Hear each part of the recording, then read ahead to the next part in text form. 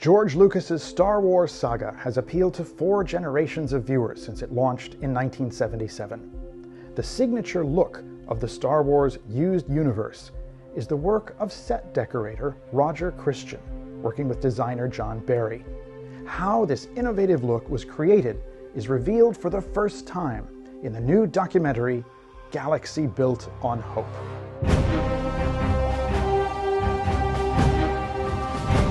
I don't actually think that Star Wars fans need to explain to everyone else why Star Wars affected their lives so much. It's more like the rest of the world need to explain to us why they weren't affected. Like, it seems crazy. How can you not watch that film and go, okay, I either want to go into space or I want to make films?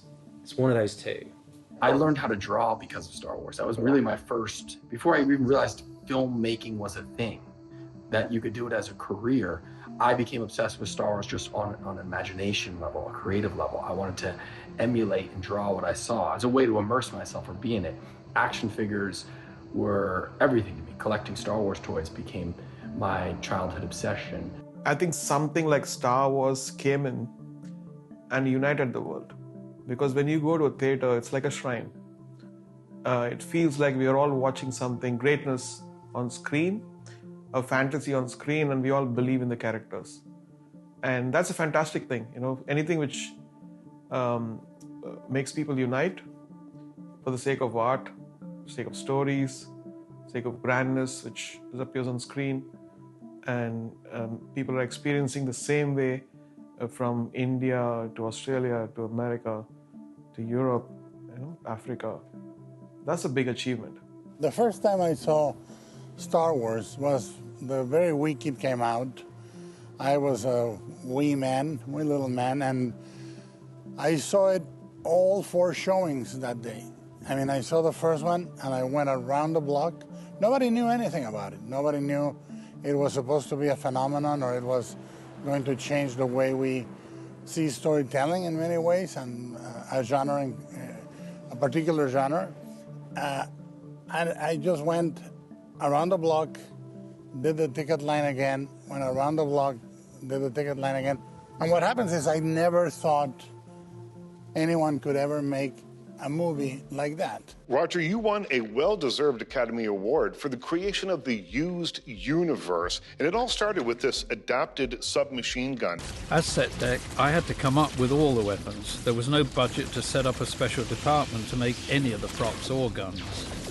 And I thought, you know what, that looks pretty cool, and I love the Sterling, the look of it. To me, it was a science fiction gun as well, if I'd adapted it correctly. That was my pet peeve, weapons that felt too light in the actor's hands and they're trying to pretend, and that's heavy. That is very heavy. It feels real.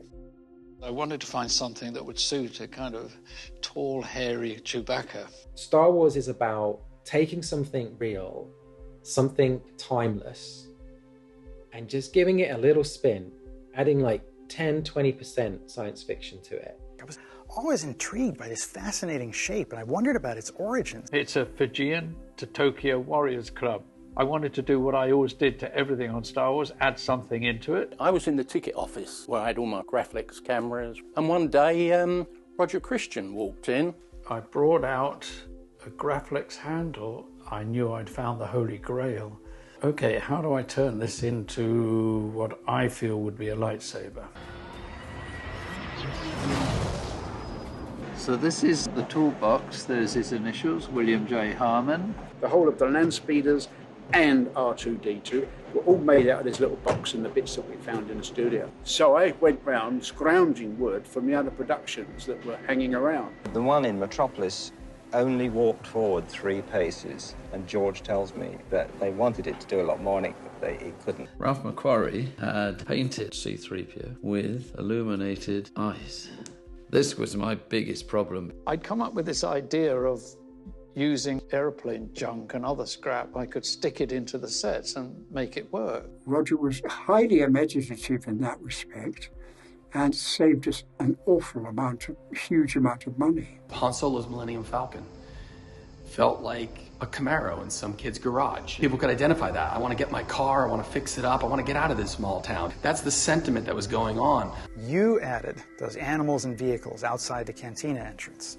Well, George was always saying that he wanted a spaghetti western in space.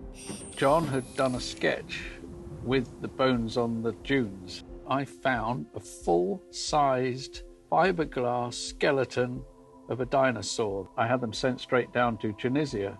But we crest the dunes, and I look down into this valley, and there are the fiberglass dinosaur bones that you left there 20 years earlier. My first piece from David was a piece of nondescript material that was some part of the crate dragon.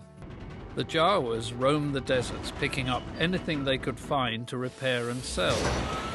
The scene was supposed to start with my astromech robot being lowered down from the sandcrawler, but it took so long that George started the scene with R2-D2 coming down the ramp. So Roger, one of the things I admire is the fact that you guys cannibalized existing things, making a lightsaber out of camera parts and the salvage model parts for the Millennium Falcon. What can you illuminate about that? Go back to the very beginning and trace the origins of Star Wars in Roger Christian's Galaxy Built on Hope.